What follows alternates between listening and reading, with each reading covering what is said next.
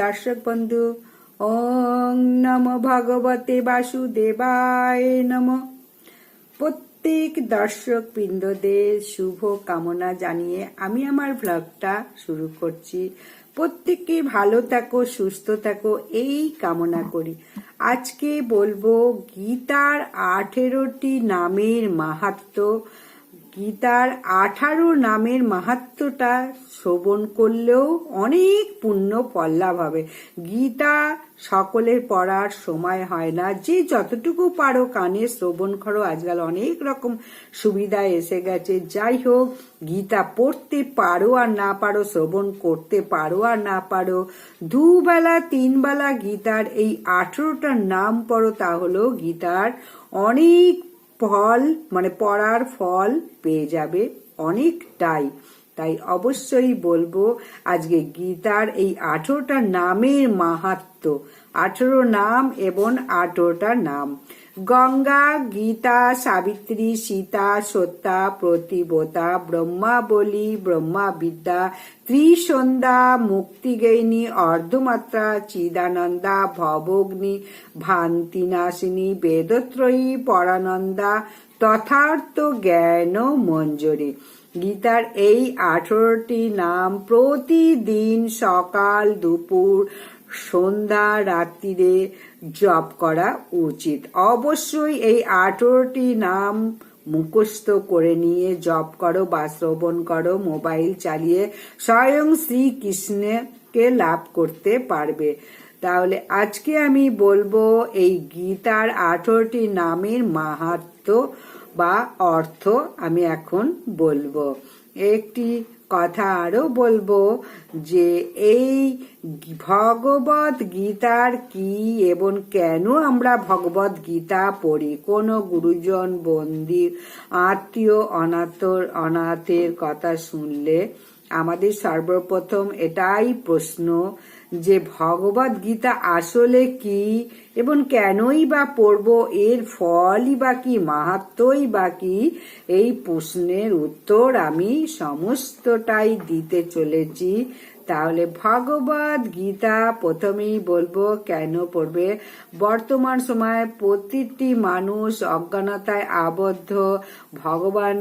ভগবত গীতার আসল উদ্দেশ্য হলো মনুষ্য সমাজকে মুক্ত করা। প্রতিটি মানুষ নানা কারণে দুঃখ ভোগ করছে। বিভিন্ন কারণে মোহাচ্ছন্ন হওয়ার জন্যে আমরা বুঝতে পারছি না কেন আমরা দুঃখ কষ্ট পাচ্ছি। আমাদের কেউ কেউ বোঝে, আবার কেউ কেউ বুঝতে পারে না। তখন সে যারা বোঝে যে আমি কে, আমি কেন দুঃখ কষ্ট ভোগ করছি, এইরকম যখন মনে আসে প্রশ্ন, এরকম প্রশ্ন মনে খুব কম লোকেরই আসে। এই দু একজনের মধ্যে যদি একজন হও, তাহলে প্রত্যেককে জানাবো আন্তরিক অভিনন্দন। তাহলে পুরো ভিডিওটা শেষ পর্যন্ত শোনার অনুরোধ রইল। এই দুই একজন দুঃখ কষ্ট জানার চেষ্টা করে এবং নিজেকে উদ্ধার করার পথ খুঁজতে থাকে। তাহলে এতক্ষণ মনে মনে নিজেকে প্রশ্ন করছো যে আমি কে, আমি কেন কষ্ট পাচ্ছি, কি বা করেছি। এটা যদি সত্যি হয় তাহলে শ্রীমদ্ ভগবত গীতা পড়া এবং তাৎপর্য বোঝার যোগ্যতা অর্জন করে ফেলেছ অলরেডি। মহাভারতে অর্জুন ছিলেন এমনই একজন জিজ্ঞাস্য শিক্ষার্থী। কুরুক্ষেত্রে যুদ্ধের আগে শত্রুপক্ষ ও আত্মীয় পরিজন, বন্ধু বান্ধব যুদ্ধের সময় হত্যা করার সময় নানান রকম প্রশ্ন করছিলেন শ্রীকৃষ্ণকে। বিষাদগ্রস্ত হয়ে পড়েন এবং সাময়িকভাবে ভীষণভাবে মনোকষ্ট পাচ্ছিলেন। তিনি শ্রীকৃষ্ণকে জিজ্ঞাসা করছিলেন এই কষ্ট থেকে কিভাবে আমি উদ্ধার পাবো। তাহলে আগামী দিনে সাধারণ মানুষের উদ্ধারের জন্য অনেক তত্ত্ব জ্ঞানের কথা শ্রীকৃষ্ণ বলেন। এটাই হচ্ছে মহাভগবত গীতা। ভগবত গীতার মহাভারতের অভিন্ন অঙ্গ।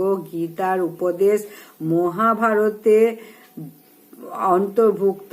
মোট 18টি অধ্যায় এবং 700টি শ্লোক রয়েছে। পাণ্ডবদের অধিকার এবং রাজ্য উদ্ধারের জন্য লড়াই ছিল গীতা। পাণ্ডবদের অধিকার রাজ্য ফিরিয়ে দিতে অস্বীকার করে ধৃতরাষ্ট্রর ছেলে এবং অনেক শান্তিপূর্ণভাবে জিনিসটা করতে চায়, কিন্তু ভগবান শ্রীকৃষ্ণ তাদের দূত হিসাবে প্রেরণ করে দুর্যোধন, কিন্তু সেটা কিছুতেই সম্মত হয়নি। তিনি নিজের অধিকার পাওয়ার জন্য পাণ্ডবদের সঙ্গে যুদ্ধের কথা ভাবে। তাদের মধ্যে একটি পথই খোলা ছিল, সেটা হলো যুদ্ধ। শেষ পর্যন্ত পাণ্ডবরা নিজেদের অধিকার ফিরে পাওয়ার জন্য যুদ্ধ করার সিদ্ধান্ত নেয়। কুরুক্ষেত্রে যুদ্ধে পাণ্ডব সেনা এবং কৌরব সেনা যুদ্ধে একত্রিত হয়। পাণ্ডব সেনার প্রধান সেনাপতি ছিলেন অর্জুন। তিনি সেই সময় সর্বশ্রেষ্ঠ ধনুর্ধর ছিলেন। সবার মধ্যে একটা দৃঢ় প্রতিজ্ঞা ছিল যে অর্জুনকে এই যুদ্ধে জেতাবে। ভগবান শ্রীকৃষ্ণ অর্জুনের সারথি হয়, কিন্তু যখন যুদ্ধ শুরু হবে তখন অর্জুন তার পিতামহ ভীষ্ম, আবার আত্মীয় স্বজন, বন্ধু বান্ধব, অন্যান্য কৌরব সেনাদের নিজের সামনে দেখে এবং যুদ্ধে তাদের হত্যা করার কথা মনে আসতেই বিচলিত হয়ে পড়েন। আপনজনের মোহের কারণে তার মনে এই সন্দেহ তৈরি হয়, নিজের কর্তব্য থেকে বিচ্যুত হয়ে যান। তিনি যুদ্ধ না করার সিদ্ধান্ত নেন এবং হতাশাগ্রস্ত হয়ে যুদ্ধক্ষেত্রে অস্ত্র ত্যাগ করে নিজে বসে পড়েন। তখন সেই বিষাদগ্রস্ত অর্জুনকে ভগবান শ্রীকৃষ্ণ কুরুক্ষেত্রের যুদ্ধভূমিতে দুপক্ষের সেনার মাঝখানে ভগবদ গীতার উপদেশ দেন।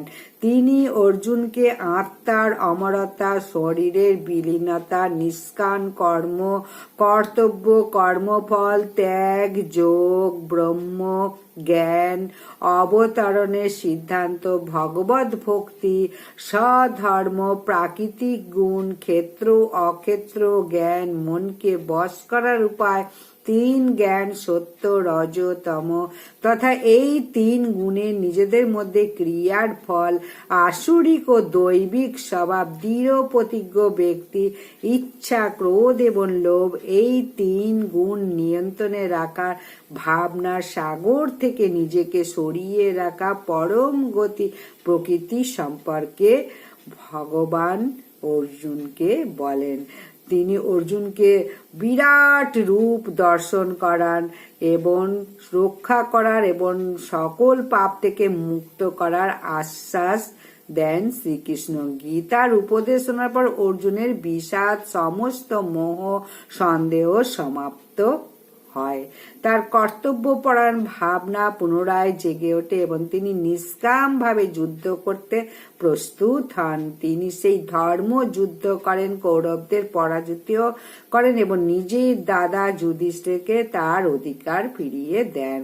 ভগবদ গীতা মানুষের জীবনে একটি বিশেষ স্থান অধিকার করেছে। শ্রীমৎ ভগবদ গীতা কেবলমাত্র একটি ধর্মগ্রন্থ নয়, ভগবদ গীতা সবাইকে সফল এবং সন্তুষ্ট জীবন যাপন করার সর্বশ্রেষ্ঠ দিশা হিসাবে স্বীকার করা হয়।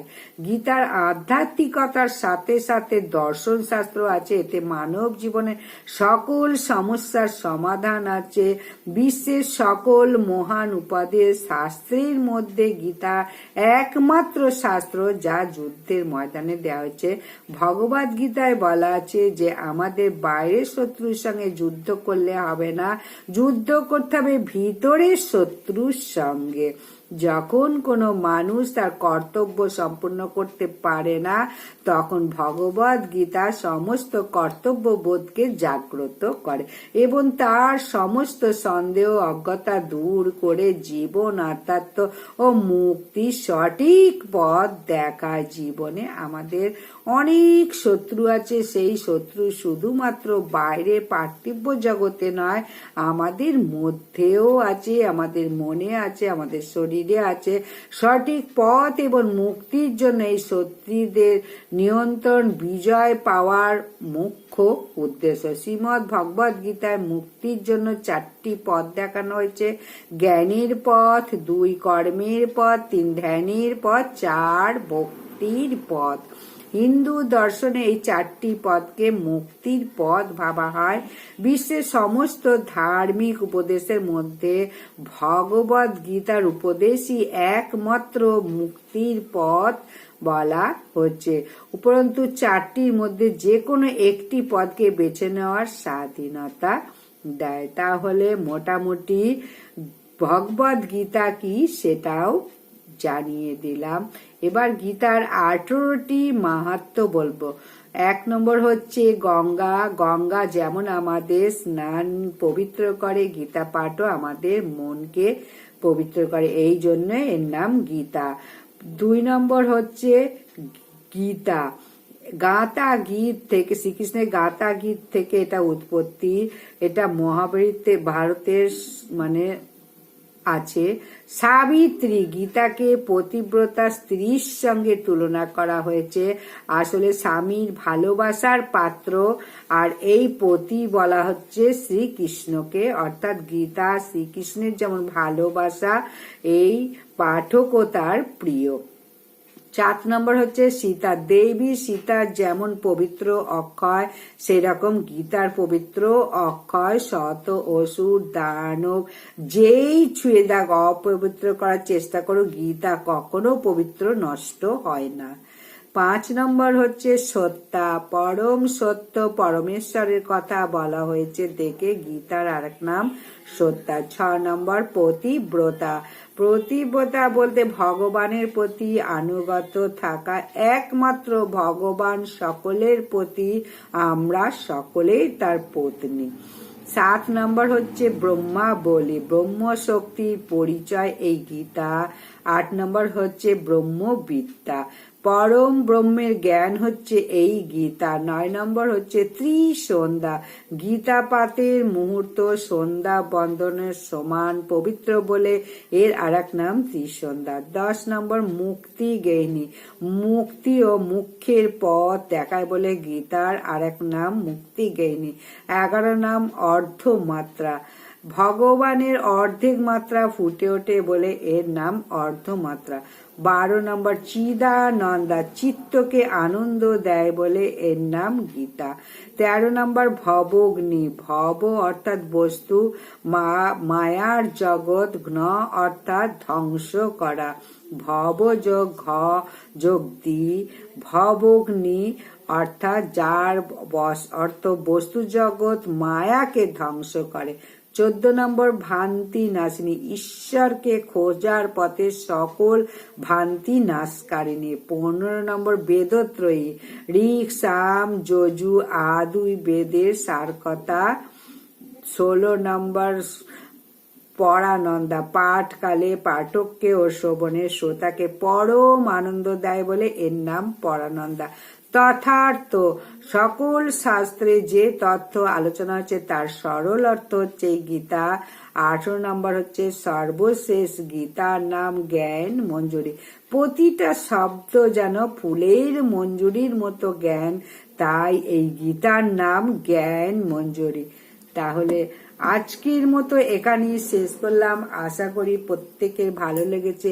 একটু যদি ভালো লেগে থাকে কমেন্টে রাধা মানবের জয় গান করো, জয় শ্রীকৃষ্ণের জয়, এটা কমেন্টে লেখো এবং বেশি বেশি করে শেয়ার করো। প্রত্যেকের খুব ভালো লেগেছে আশা করছি। নমস্কার, আবার দেখা হচ্ছে পরবর্তী ভিডিওতে। ততক্ষণের জন্য ভালো থাকো, সুস্থ থাকো।